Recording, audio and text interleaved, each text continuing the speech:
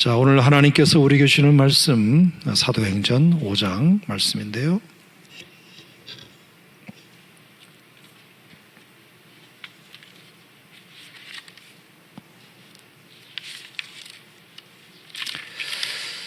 자, 사도행전 5장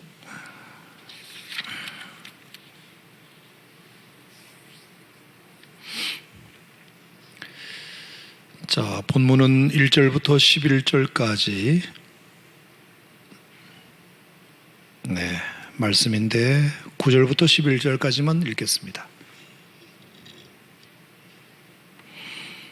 사도행전 5장 9절에서 11절. 자, 찾으셨으면 함께 시작. 베드로가 이르되 너희가 어찌 함께 꾀하여 주의 영을 시험하려 하느냐. 보라, 내 남편을 장사하고 오는 사람들의 발이 문 앞에 이르렀으니 또 너를 메어 내 가리라 하니 곧 그가 베드로의 발 앞에 엎드려져 혼이 떠나는지라. 젊은 사람들이 들어와 죽는 것을 보고 메어다가 그의 남편 곁에 장사하니 온 교회와 이 일을 듣는 사람들이 다 크게 두려워하니라. 자, 11절 말씀만 한 번 더 시작. 온 교회와 이 일을 듣는 사람들이 다 크게 두려워하니라. 아멘.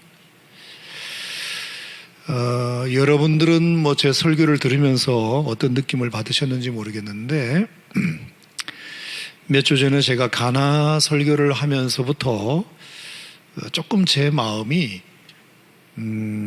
뭐라 그럴까요? 약간 말세지향적이 되었다고 해야 되나? 그런 마음이 확 와닿았어요.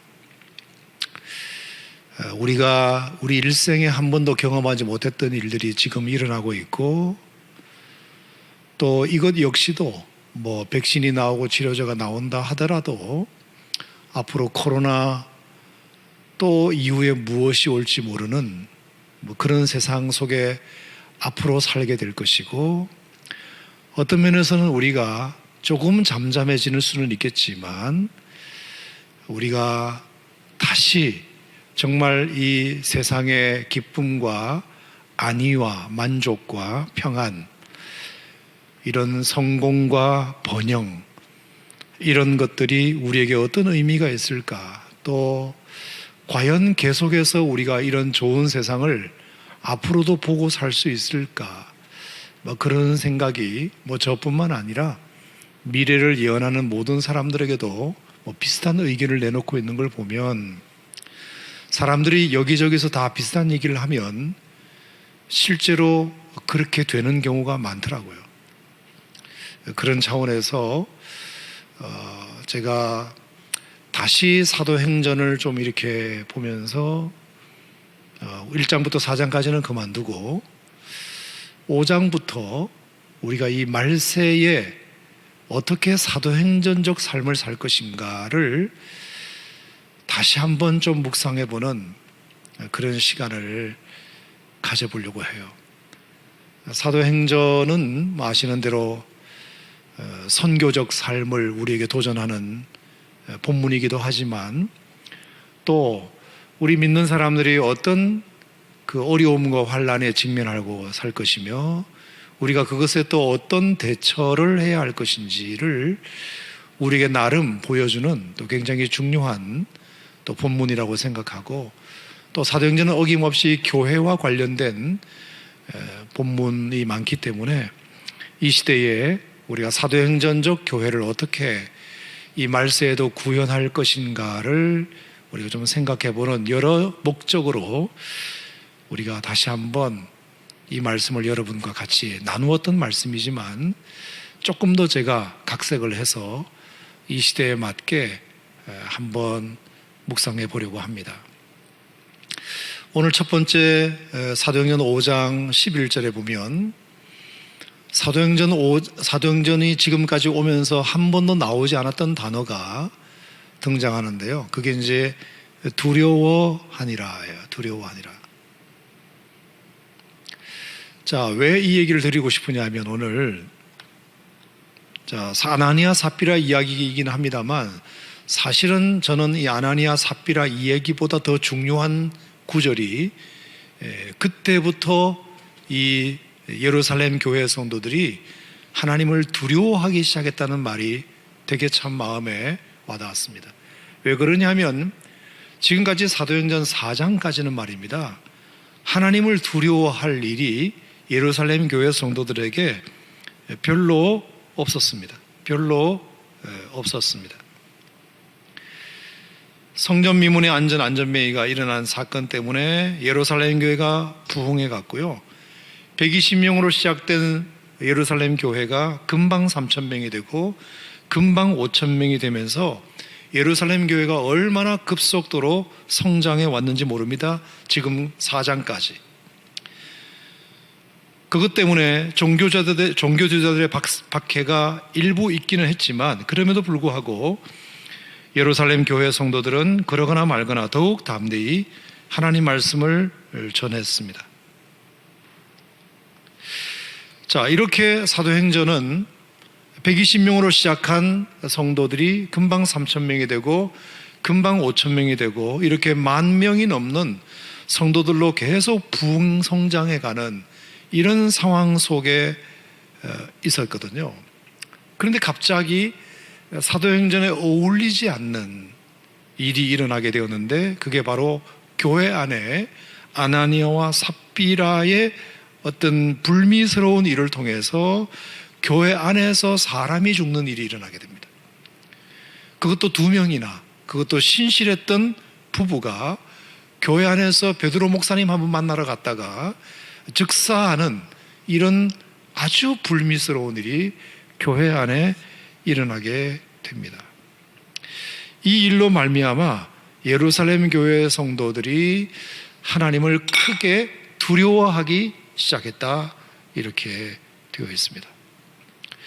자, 우리가 사도행전 2장부터 이렇게 보면은 사도행전 2장에 성도들이 예루살렘 성도들이 이제 방언을 하기 시작하니까 사람들이 그 안 해보던 방언을 하니까 사람들이 다 신기해하고 또 놀라기도 하고, 또 사도행전 2장 47절 말씀에 보면 베드로의 설교로 3,000명이 막 하루에 주께로 돌아오기도 하고, 47절에 보면 백성들이 칭송받고 구원받는 사람들이 날마다 늘어나고, 3장에 보면 나면서부터 된 안전매이가 베드로와 요한의 기도를 통해서 또 걷게 되는 놀라운 일이 일어나고, 4장에 보면 그 수가 금방 또 5,000명이 더 늘어나게 되고, 또 4장 21절, 31절, 32절, 33절 말씀에 보면 관리들이 이 제자들을 어쩔 줄 몰라 하면서 놔두는 것을 보고 하나님께 영광을 돌리고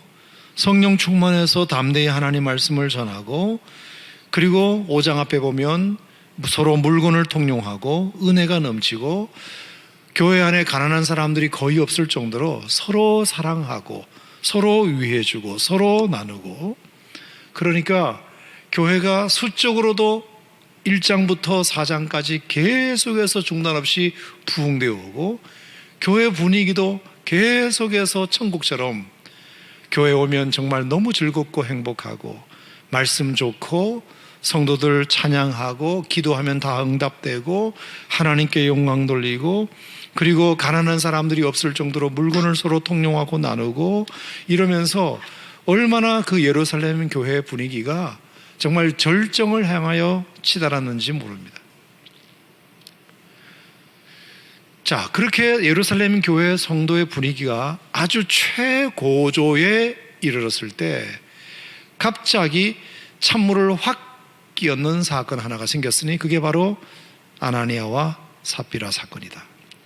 그것으로 말미암아 이스라엘 백성들이 한 번도 하나님에 대하여 생각해 보지 않았던, 정말 그들을 모함하고 그들을 박해를 했던 그 관리들, 예루살렘 관리들도 두려워하지 않았는데 하나님을 두려워하게 되는 그런 사건이 처음으로 일어나게 됩니다.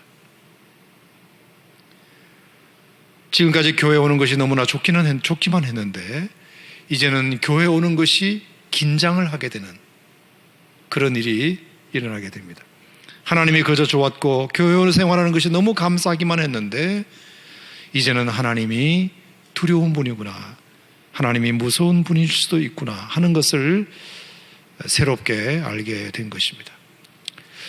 여러분은 어떻게 생각하십니까? 물론 하나님은 여러분들을 사랑하시기 때문에 하나님만 생각하면 눈물이 흐르고 마음이 따뜻해지고 그리고 푸근한 느낌을 받는 것 당연한 것입니다.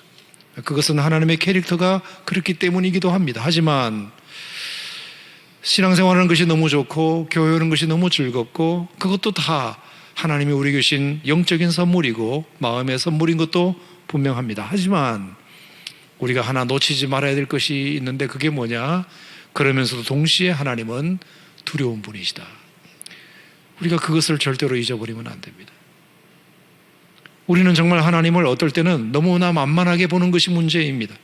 죄를 지어도 즉각 하나님이 벌하지 않으시고 언제든지 용서하신다는 것을 악이용하여 죄에 대한 개념이 점점 희박해질 수 있습니다.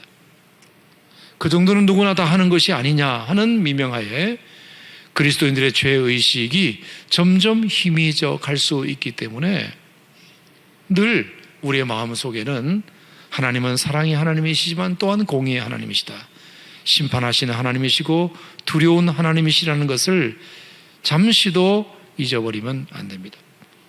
그래서 오늘 사도행전 5장에 이 아나니아와 삽비라 사건을 하나님께서 때마침 주시지 않았는가 생각합니다. 우리는 그 이유를 분명히 알아야 합니다. 그러므로 교회는 은혜를 받는 곳이기도 하지만 사실은 우리가 하나님 앞에 잘못하면 하나님 앞에 큰 징계와 벌도 받을 수 있다는 것을 늘 잊지 말아야 합니다. 하나님은 여러분 생각해보면 정말 무서운 분이십니다. 하나님을 두려워하시기를 바랍니다. 하나님의 공의도 알아야 합니다. 우리가 세상은 마귀는 두려워할 필요가 없어도 하나님은 정말 두려워해야 합니다. 마태복음 10장 28절에 뭐라고 그랬죠? 따라합시다. 몸은 죽여도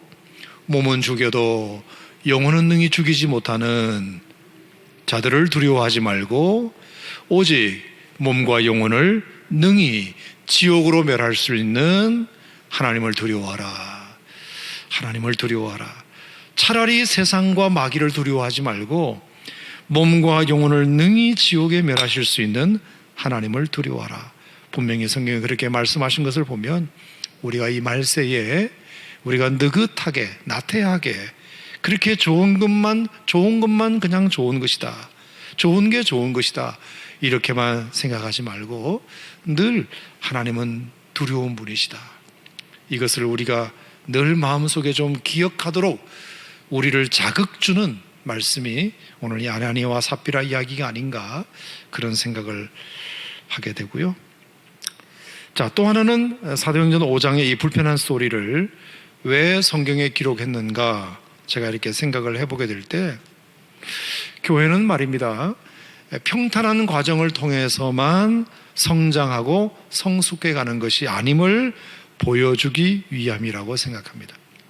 교회는 모름지기 외부의 박해와 내부의 시험을 이기고 극복해 가면서 성장하는 것이지 아무 일 없이 그저 평탄하게 성장하고 성숙해 가는 것은 아니라는 것입니다.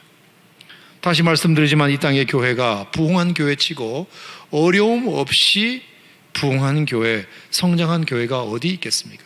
이 땅에 성공한 사람 치고 어려움 없이 성공만 한 사람이 어디 있겠습니까? 이 땅에 위인들 치고 실패 없이 아픔 없이 성장하고 성숙한 사람이 누가 있겠습니까? 발명왕 에디슨도 실패 한 번 없이 만들면 모두가 다 성공했다? 아니잖아요. 필라멘트인가 전구인가 그거 하나 만드는 것도 그 백열전구 만드는데 90가지 재료를 다 동원해도 안 되더라. 그래서 하다 불쌍해서 조수가 옆에서 그냥 박사님, 선생님 포기하시는 것이 어때요? 실패하는 것마다 다 실험하는 것마다 다 실패했지 않습니까? 그랬더니 에디슨의 말이 무슨 소리야? 포기하다니 이제 우리는 점점 성공할 확률이 더 높아지고 있는데 왜 벌써 우리는 필라멘트를 만드는데 써서는 안 될 엄청난 재료들을 우리가 많이 실험해 봤기 때문에 그런 재료를 더 이상 쓰지 말아야 하는 교훈을 우리가 얻었지 않느냐.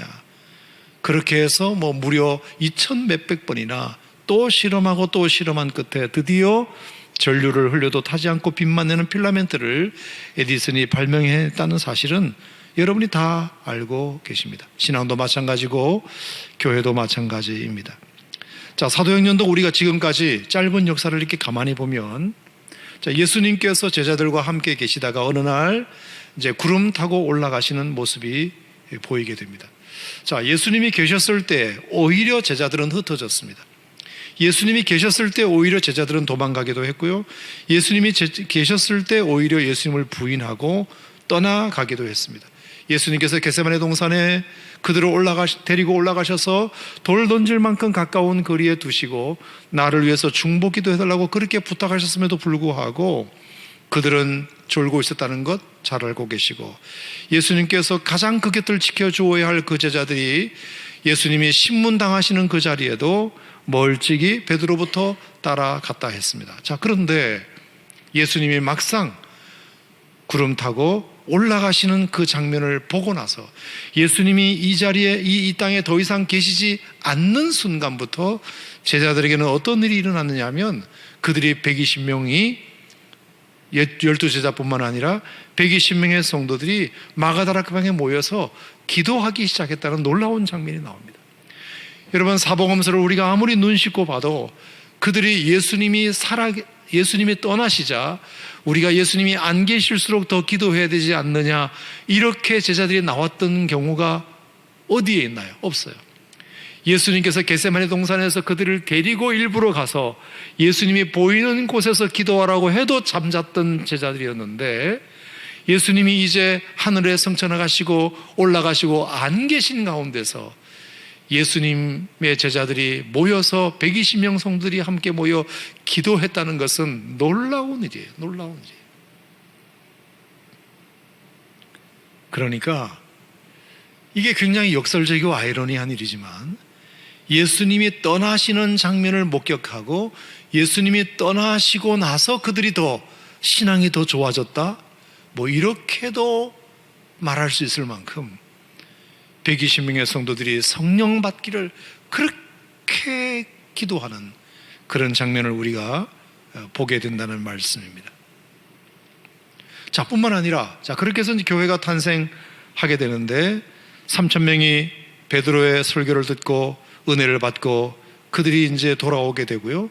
그 다음에 나면서부터 안전뱅이 사건이 생기게 되죠. 하지만 이 일로 인하여 종교 지도자들의 엄청난 박해가 또 시작되게 됩니다. 그래서 예수의 옛자도 말하지 못하게 하고 사도들을 아주 그냥 감옥에다가 가두기도 하고, 이런 일이 4장에 가면 일어나게 되는데, 자, 이런 일이 일어나자마자 예루살렘 교회 성도들에게는 어떤 분위기가 조성되었느냐 하면, 야, 사도들도 예수님 감옥에 갇혔지, 그리고 예수의 옛자도 말하지 말라고 하지, 그러면 우리 신앙생활이 끝났나 보다, 이렇게 생각한 것이 아니라 그들이 더 담대해졌다고 했습니다. 더 담대해졌다. 다른 이로서는 구원받을 이름을 주님이 우리에게 주신 일이 없다. 하나님 앞에서 너희 말 듣는 것이 하나님 말씀 듣는 것보다 낫겠냐, 이러면서 얼마나 그들의 신앙이 더 뜨거워졌는지 모릅니다. 여러분, 참 신기하죠? 예수님이 살아계실 때는 그렇게 기도를 안 하더니 예수님이 올라가시고 안 계시니까 120명이 모여가지고 뜨겁게 기도하고,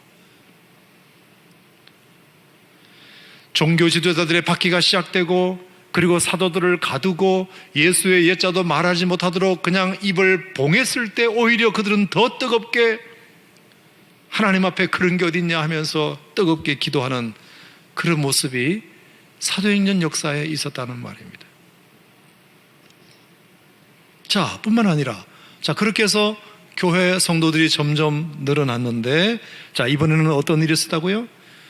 내우, 교회 안에 아나니와 삽비라의 문제로 말미암아 교회 분위기가 아주 싸늘해지는 시간이 도래하게 됩니다. 교회 안에서 신실하게 믿었던 집사 부부가 교회 안에서 사망하는 사건이 일어나게 되었습니다.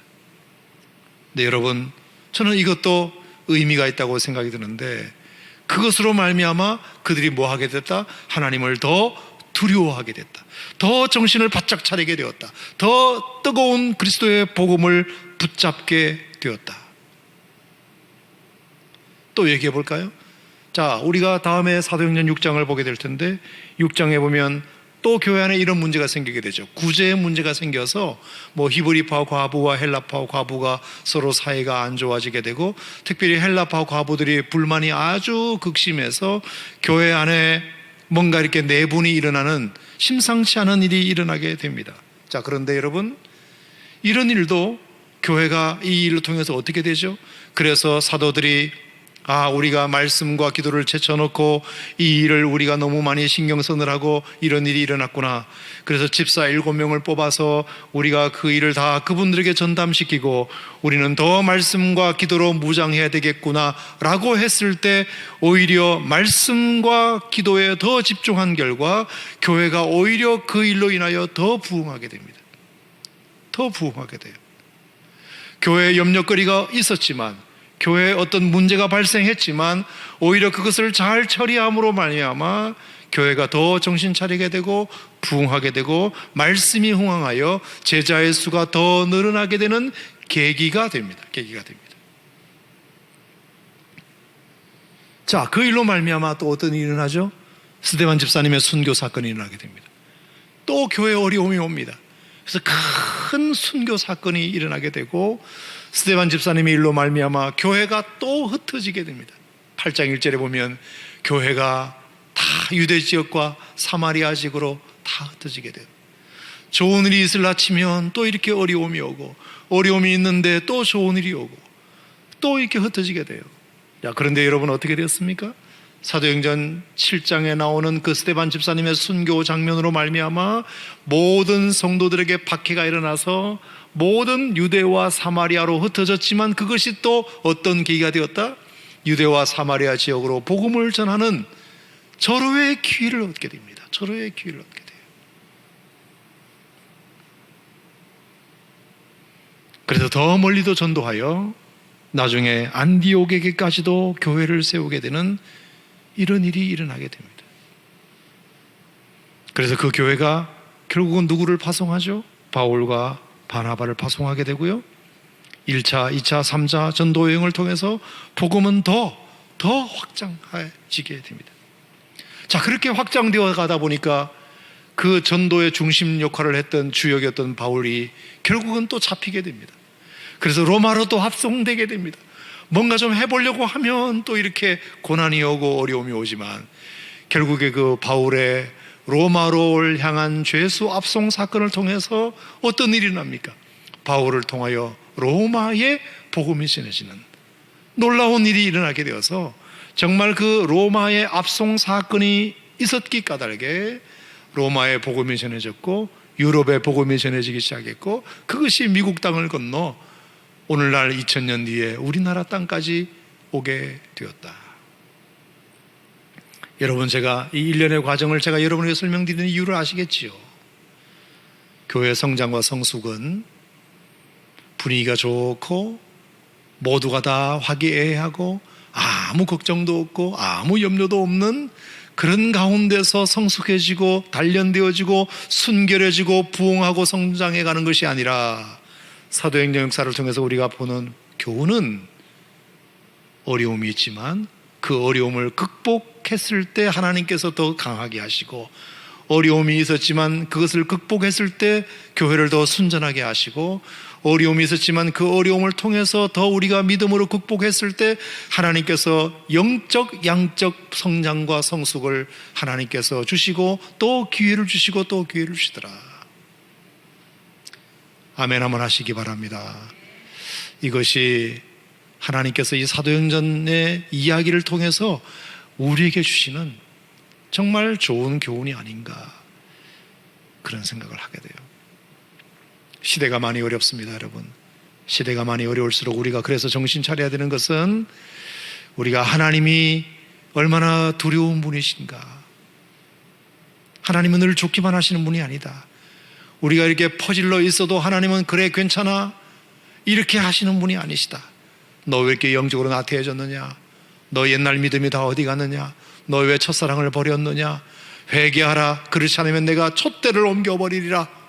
이렇게 일곱 교회에 하나님이 말씀하시는 그 메시지를 우리가 이럴수록 준엄하게 들어야 되고, 오히려 이런 핍박과 어려움과 환난이 우리 안에 내후외환으로 있을수록 우리가 더 정신 차리고 더 순수해지고 더 거룩해지려고 노력하면 오히려 이것이 우리에게 전화위복이 되는 사건들을 하나님은 날마다 우리들을 통하여 경험시켜 주신다. 아멘입니까 여러분? 이건 비단 교회뿐만 아니라 여러분의 개인도 인생도 가정도 다 그러리라 생각하고, 사도행전을 통해서 여러분들이 이런 교훈들을 좀 우리가 받았으면 좋겠다, 그런 생각을 하게 됩니다. 자, 그러면서 이제 몇 가지 제가 조금만 더 말씀드리고 이제 말씀을 마칠까 하는데요. 자, 아나니아 삽비라 이야기를 우리가 잠깐 좀 언급하고 넘어가도록 하겠습니다. 자, 아나니아와 삽비라 부부는 집사님이었는지 권사님이었는지 장로님인지는 모르지만 어쨌든 예루살렘 교회의 분명한 일원이었고, 그들 역시도 그 교회의 흐름과 분위기에 아주 잘 맞게 하나님 앞에 필요할 때 헌신했던 사람이었는데, 왜 이런 안타까운 일이 그들 부부에게 일어났을까? 하나님이 두려운 분이시라는 것을 우리가 조금 설명하면서 이야기를 잠깐 좀 지나가 보도록 하겠습니다. 자, 사도행전 4장 말씀을 잠깐 한번 보고 지나가겠는데요. 사도행전 4장 36절 37절에 보면, 자, 거기 바나바에 대한 이야기가 나옵니다. 구브로에서 난 레위족 사람이 있으니 이름은 요셉이라, 사도들이 일컬어 바나바라, 위로의 아들이라 그랬죠. 그가 밭이 있음에 팔아 그 값을 가지고 사도들의 발 앞에 두니라. 자, 요 사건이 아나니아와 삽비라 이야기 바로 전에 나와요. 자, 성경의 어떤 문맥은 굉장히 상관관계가 많이 있습니다. 자, 아나니아와 삽비라가 그 소유를 팔아서 땅값 얼마를 감추어서 이제 베드로에게 가지고 나왔는데, 왜 이런 일을 아나니아와 삽비라가 하게 되었을까? 그 동기를 사도행전 4장에서 우리가 찾는다면 아마도 이런 동기가 그들에게 있었지 않은가 생각이 드는데요. 자, 그게 뭐냐 하면, 아나니아와 삽비라가 굳이 이렇게 하나님께 영광도 되지 못할 헌금을 차라리 드리지 않았다면 어땠을까 싶을 정도로 왜 괜히 드려가지고 이렇게 저주를 받는가? 여러분, 이거는 굉장히 중요한 우리에게 이슈 하나를 던지는데요. 그게 뭐냐 하면 바로 바나바의 이야기를 보고 자기도 그런 인정을 받고 싶어서, 그 동기가 인정받고 싶어하는 마음에서, 칭찬받고 싶어하는 마음에서, 라이벌 의식 가운데서 분위기 때문에 믿음 없이 아나니아가 이 일을 시도했기 때문임을 우리가 문맥상 발견하게 됩니다. 예를 든다면 이런 거죠. 아나니아와 삽비라가 어느 날 저녁에 밥을 먹다가 여보 그 얘기 들었어? 무슨 얘기? 바나바 있잖아, 바나바. 그 바나바 알지. 바나바가 세상에 엄청 헌금했대. 그가 밭이 있는데 그 밭을 값을 가지고 다 팔아가지고 목사님께 바쳤대. 교회 바쳤대. 그래, 바나바뿐만 아니야. 이 사람도 했대, 저 사람도 했대, 저 사람도 했대. 자, 그런 얘기를 아나니아와 삽비라가 저녁을 먹으면서 함께 나누면서 틀림없이 그런 얘기를 주고받았을 가능성이 많아요. 그럼 우리도 해야 되는 거 아니야? 눈치 보이는데? 우리도 안 하면 나중에 목사님께 혼날 것 같은데? 이 분위기상 해야 될 것 같은데? 압박을 받은 거죠. 그 분위기 때문에. 그럴 만한 믿음은 없었는데, 믿음 없는 가운데 분위기 때문에, 인정받기 위하여, 체면 때문에, 시기하는 마음 때문에, 인정 욕구 때문에, 경쟁심 때문에, 그래도 내가 그 사람보다한테는 내가 질 수 없지. 살아도 우리가 잘 사는데 우리가 안 하면 나중에 아마 분명히 뭐라고 하실 거야. 그런 분위기가 제게 느껴졌어요. 자, 우리가 성도들의 순수함을 지켜가야 한다는 그 말세에 굉장히 중요한 이슈를 여러분과 함께 나누면서 제가 이 얘기를 드리고 싶은 이유는 믿음으로 하는 것이 얼마나 중요하고 감사함으로 하는 것이 얼마나 중요하고 사랑함으로 하는 것이 얼마나 중요한지를 우리들에게 보여주는 굉장히 중요한 본문이라고 생각이 듭니다. 예배나 찬양이나 봉사나 섬김이나 헌금도 우리가 믿음으로 하지 않는 것이 무슨 의미가 있느냐? 아무리 많은 것을 하나님 앞에 드렸더라도 그건 믿음으로 하지 않으면 아무것도 의미가 없다. 내가 사람들에게 인정받기 위해서 체면 때문에 내 직분 때문에 내가 이 정도는 해야 그래도 뭐 사람들이 혹시 나를 알게 되더라도 내가 창피는 당하지 않겠느냐. 우리가 언제부터 신앙생활을 이런 식으로 하기 시작하면 어느 순간 우리 마음속에 순전한 마음을 잊어버리게 되고 의무적으로 하게 되고 체면 때문에 하게 되고 자기 직분에 맞게 행동하려고 하는 경향을 보이다 보니까 점점 더 내 마음속에 살아 움직여야 할 사랑의 마음, 감사의 마음, 은혜에 대한 고마움, 이것이 자꾸만 내 마음속에 사라져서 그냥 어느 순간 나도 모르게 껍데기만 남는 이런 일들이 사실 비단 아나니아 삽비라가 있었던 예루살렘 교회뿐만 아니라 우리 한국 교회도 얼마든지 있을 수 있음을 우리가 기억하고 우리가 이 말세에 신앙생활을 할 때 아나니와 삽비라를 통해서 우리가 반면교사로 삼아야 할 교훈이 하나 있다면 우리가 절대로 믿음 없이 눈치 때문에 체면 때문에 시기 때문에 내가 그래도 저 사람보다는 내가 나아야지, 내가 그래도 저 사람보다는 내가 오래 신앙생활 했는데, 내가 저 사람보다는 그래도 내가 돈이 좀 더 있는데, 우리가 그런 마음으로 정작 우리가 가져야 할 믿음, 감사, 사랑, 헌신, 은혜에 대한 이 마음이 없이 무언가를 하는 것이 무슨 의미가 있는가? 우리가 말세의 신앙생활 하면서 우리가 꼭 기억해야 할 굉장히 중요한 도전을 또 오늘 우리에게 주고 있지 않는가 생각합니다. 자, 이와 더불어서 제가 또 하나 더 말씀드리고 싶은 것은, 자, 그렇다면 아나니와 삽비라는 베드로가 이제 그것을 나중에 알고 왜 당신은 성령을 속였느냐, 나중에 그렇게 책망을 받지 않습니까?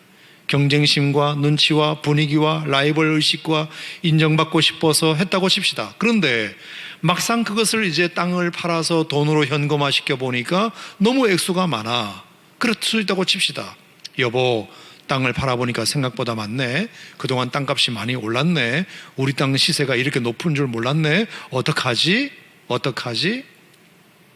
자, 그랬을 때 두 가지 마음이 들 수 있어요. 에이, 목사님이 어떻게 알겠어? 우리 땅판 값을 어떻게 알겠어?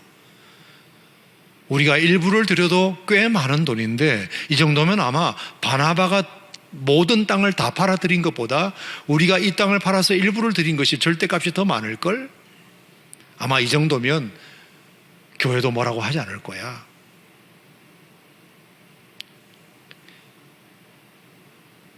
아마 어쩌면 다른 사람도 우리처럼 적당히 바친 사람이 있을지 몰라. 괜히 우리가 다 바치면 우리만 억울해. 자, 이런 마음이 들 수가 있고요. 또 하나는, 아니야 여보, 그건 정직하지 못한 거잖아. 어느 누가 그렇게 하겠어. 이건 돈 문제가 아니라 우리 신앙 문제지. 차라리 정말 그런 마음이 들면 우리 베드로 목사님께 가서 솔직히 말씀드리자. 목사님, 저희가 다 바치려고 땅을 팔았는데요, 생각보다 땅값을 너무 많이 받았어요. 솔직히 많이 아까워서 저희가 좀 걱정이에요. 저희가 좀 갈등이에요. 목사님, 저희 참 믿음 없지요? 저도 이런 생각을 하게 된 저에게 실망했어요. 목사님, 저를 위해서 기도해 주세요. 어떻게 하면 좋을까요, 목사님? 바치기는 해야 되겠는데 바치자니 솔직히 부담돼요.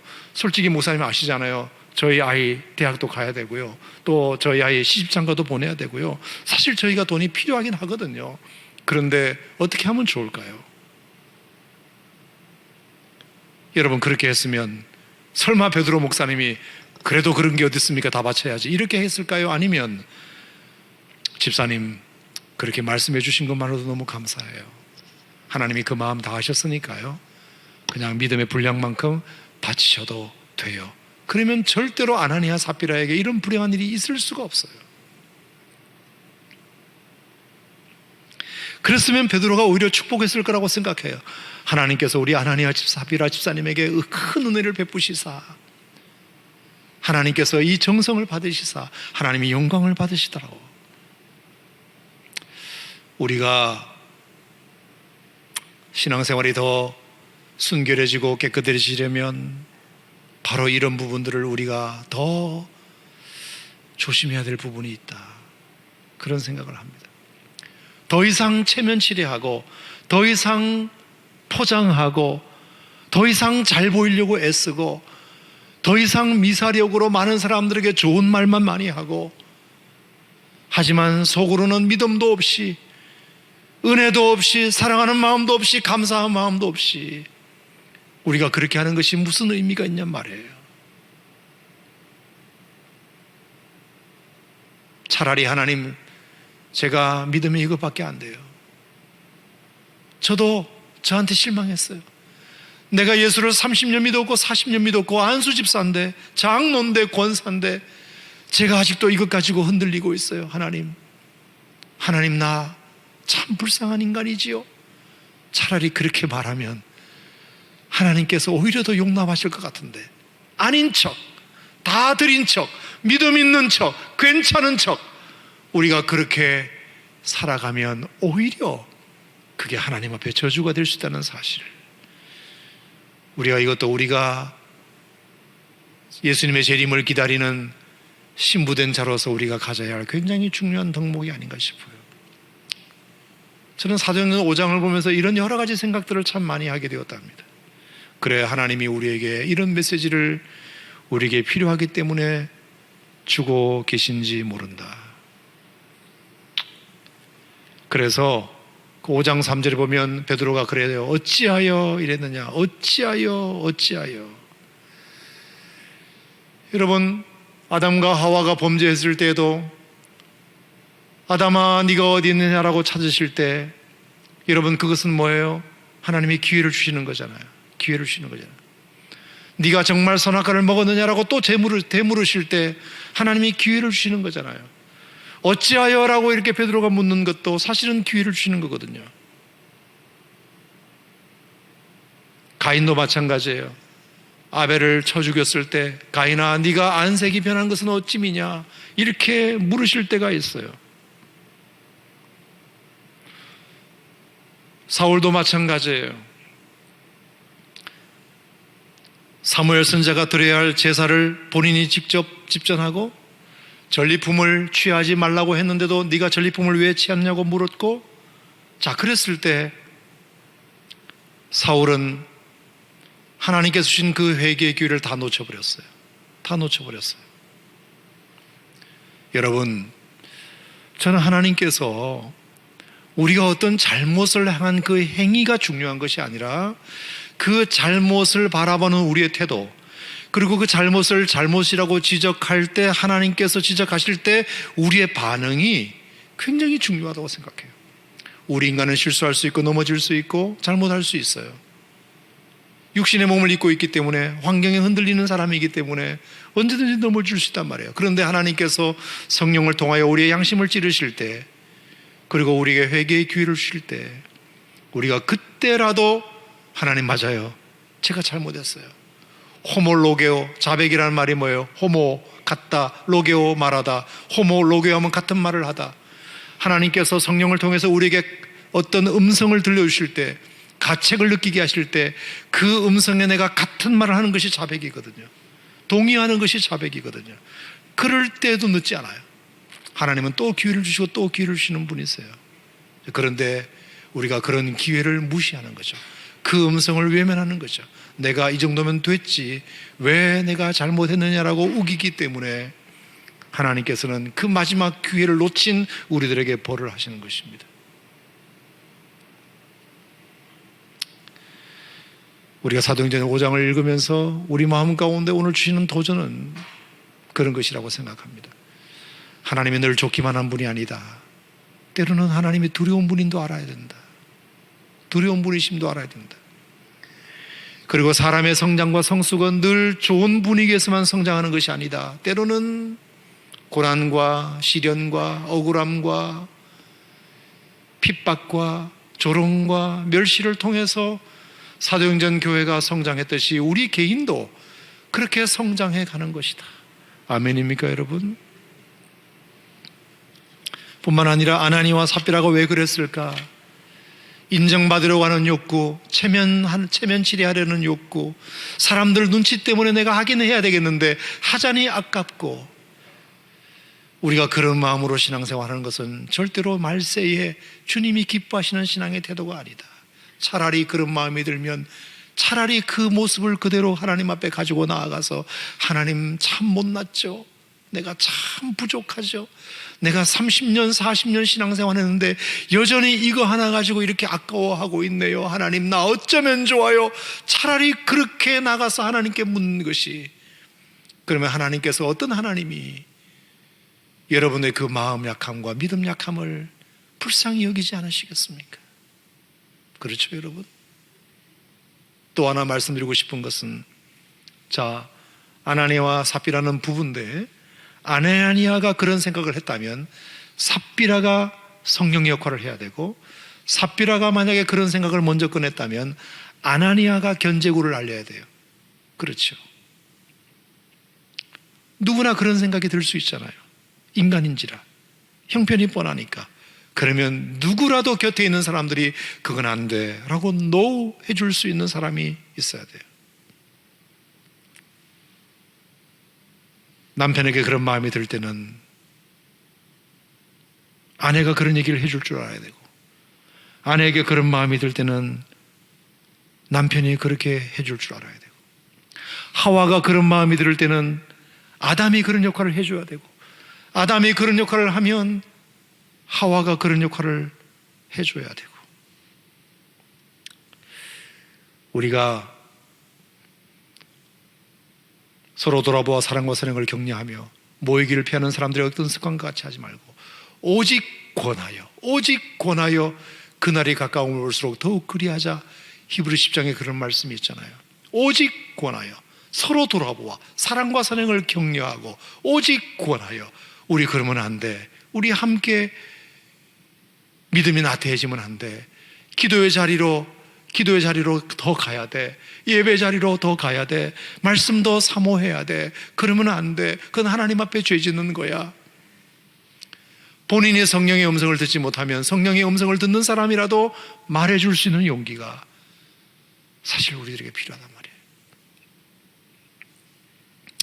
사도행전 5장은 참 우리들에게 많은 교훈들을 이래저래 주는 것 같아요. 이 말세에. 그렇죠, 여러분? 그래서 우리가 목장이 있는 것이고, 그래서 믿음의 형제들이 있는 것이고, 뼈 아플지라도 당신 그러면 안 돼. 그건 망하는 길이야. 지금 당장 눈앞에 있는 이익 때문에 하나님을 속이면 안 돼. 이렇게 말해줄 수 있는 누군가가 우리들에게 절실하게 필요하단 말이에요. 서로 돌아보아 사랑과 선행을 격려하며 오직 권하여 그날이 가까움을 볼수록 더욱 그리해야 합니다.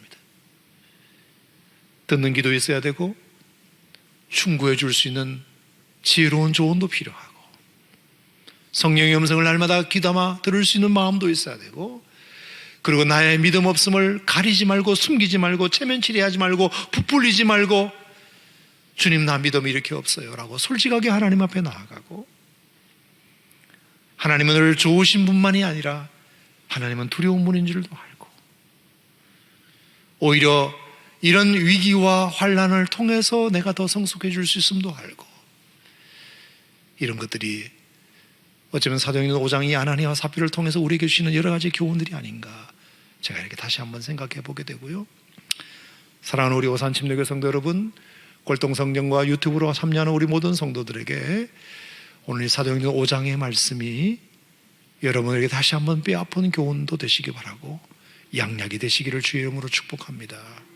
아멘입니까, 여러분? 우리가 다시 한번 더 순수해집시다. 다시 한번 더 거룩해집시다. 다시 한번 더 순결해집시다. 주님이 부르실 때, 신랑 되신 예수님이 이 땅에 우리에게 오실 때 가장 다 뭘 보시겠습니까? 신부가 얼마나 깨끗하게 그동안 잘 준비되어 있느냐. 세상의 모든 유혹과 고난들이 많았을 텐데, 기다리느라 많이 지치고 피곤했을 텐데, 그래도 내가 처음 고난의 잔을, 그 포도주의 잔을 그 여인에게 주면서 그 잔을 받아 마실 때 그 순전함을 그대로 유지하고 있는지를 주님은 우리들에게 보시지 않겠습니까?